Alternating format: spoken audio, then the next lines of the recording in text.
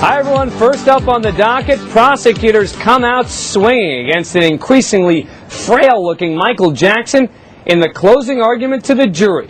Quote, "This case is about the exploitation and sexual abuse of a 13-year-old cancer survivor at the hands of an international celebrity," Prosecutor Ron Zonin said in the first few moments of his final argument. Then, rather than conceding that the young accuser's mother has some credibility problems, Zonin went on the offensive, repeatedly telling jurors the mother, quote, "never asked for 1 penny from Michael Jackson and to this day has never asked for any money from him. She's never asked for anything from him." He said much of her testimony about effectively being imprisoned at Jackson's Neverland Ranch was corroborated by other witnesses and even by a conversation where she didn't know she was being taped. Zonin quoted extensively from defense attorney Tom Mesereau's opening statement. Remember, Mesereau said it was a contract. And then Zonin said, quote, "let's begin that judgment." Zonin said he went through many of the witnesses who did not testify as promised by the defense and said repeatedly, Mr. Mesereau either knew or should have known it wasn't true. But the most powerful argument from the prosecution was about other boys allegedly molested by Jackson. They displayed a screen with Jackson in the middle, surrounded by 4 boys, a composite picture. When it came to the most powerful and credible boy, a youth pastor now in his 20s, who testified for the prosecution that he was molested, Zonin said, quote, "If you believe that boy testified truthfully, then Michael Jackson is a child molester." In addition to books with pictures of naked boys, they displayed pornographic magazines with titles like Barely Legal and Finally Legal found in and near Jackson's bedroom. Quote, "Why is he in possession of those magazines?" Zonin asked. "Because he has 13-year-old boys in his room." He asked, "Are you comfortable with a middle-aged man who possesses this book, getting into bed with a 13-year-old boy?" Whew.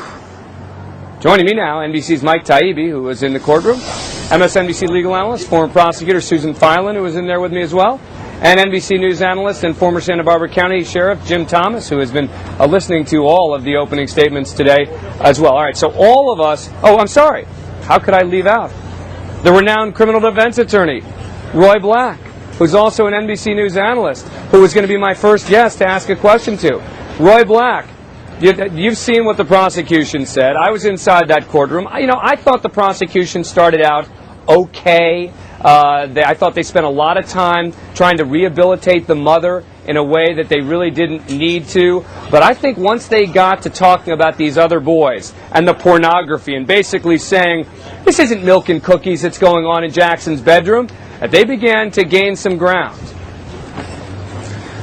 Oh, yeah, no, I agree with that. You're not going to get anywhere arguing that the mother has credibility. I mean, I think the jury has already determined this woman is not worthy of belief. The place that they could win this case is in the corroboration, because when jurors are unsure about the credibility of witnesses, they discount what they say and then they look at the corroborating evidence. If I was the prosecution, that's all I'd be arguing. Every piece of corroboration from every one of those other children involved to every piece of corroboration they have that bears on the case, because that's where they could win. And this is another point that Ron Zonin made, and I think, Mike Taibbi, this was an important one. Again, in linking all of the other boys to this boy, he said virtually all the witnesses from the 1993 case said the same thing. I am family, I am your father, you have to trust me. That is the exact same thing that this boy claims that Michael Jackson said to him, and also that Michael Jackson had written to him in a letter. Yeah, I think you hit on the important point here. I was looking at my own notes, Stan, and he went on after that quote to say, listen, that's how Michael Jackson functions. That's what Michael Jackson does to all the young boys. And that pull-up you had at the start of this, where you say, if you believe this accuser from the 90s, the early 90s, this youth pastor right now, then you must believe that Michael Jackson is a child molester. His punchline there wasn't, you must believe that Michael Jackson molested this boy in this case. It's, you must believe Michael Jackson is a child molester. It's this macro, global view view of Jackson, whose activities for the past dozen years or so are all of a piece, and this is just the latest one. And Zonin, who did a very precise job, I think he's one of those lawyers whose examinations are always pinpoint precise, basically invited the jury on several occasions to use common sense. That's the word he used. Use your common sense. What rings true? An explanation that this is all innocent, that he can have spent all those nights with all those individual boys, night after night, and he said week after week, month after month in some instances. What rings true? That or the explanation that he is a child molester, inviting them to take this global view, as I say, and apply it to this case. I thought it was an effective performance by Ron Zonin. He said, and I'm going to keep reading quotes, ladies and gentlemen, because I want you to hear from them as much as from us. This is another point made by the prosecutor in the closing argument today. We are supposed to believe that what he said, meaning what the boy said, was all made up because in the future he would make money. He is a 15-year-old child. The suggestion this child would subject himself to this sort of ordeal, that it's all planned or plotted, is nonsense. Unmitigated rubbish. Susan Filan, on the whole, how did you think the prosecution did? I thought they were terrific. I thought they started strong right away with that statement that you read about being molested, molesting a cancer survivor at the hands of an international celebrity. And they just picked up steam. And I've got to say, Roy Black, you hit it right on the head. What Zonin is doing is he's building this case around corroboration. And he is skirting a little bit the issue of credibility, but where he does address credibility, he says, look at the behavior of this accuser. Does it make sense that he would come in and subject himself? Ron Zonin even said, well, I look around this courtroom, I see members of the press, the international press, people whose faces I recognize, I'm intimidated. How do you think this boy must have felt? And he came in, and his testimony was consistent with that of the videotape, which was, of course, the last exhibit that was played for this jury. But see, what I'm hoping what I think Tom Mesereau really needs to focus on in that regard is to say, look, this kid may not have been looking for money as much as to just please his mother. Just to do what Mama told him to do.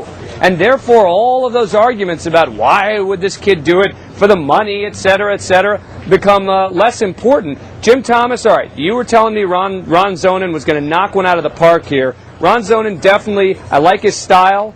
I think he's precise, he's folksy. But I got to tell you, for the first hour of his closing argument, I thought he was a little bit stale. I thought it was okay. I thought he got bogged down in minutia, and I think it took him a while to get going. I think it did, and he's got a cold that he's fighting as well, so I know he doesn't feel as well as he normally does. He's having to get beyond that. No, it has an impact on you if you got a cold. It makes you feel miserable. But he's doing a good job. Everybody will tell you, at least all the journalists here will tell you, he did fantastic in this closing statement. One journalist here said it's the best closing statement she had ever heard. But I think she hasn't heard too many. I got to tell you, that's right. No offense to Ron Zonin. I mean, this was a fine closing argument, but any journalist who said it was the best closing argument they've ever seen hasn't seen too many of them. I'll tell you. I mean, look, it was fine. It was perfectly fine. But I mean, it was good. It's the first half, Dan. It's the first half.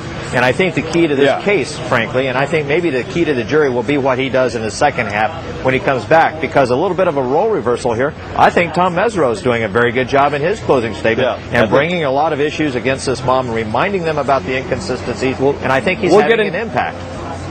We'll get into that in a minute. Roy, you wanted to get in there? Yeah, I was going to say that what the prosecution's doing is having this chart with Michael Jackson in the middle and the various things going on that he's manipulating. What Mesereau has to do is put the mother in the middle of that same chart and show everything that she's manipulating. And it's going to be up to the jury to see who's the best manipulator. Yeah, but you know what, Dan? Let me read another quote from the closing argument. Mike, hang on one sec.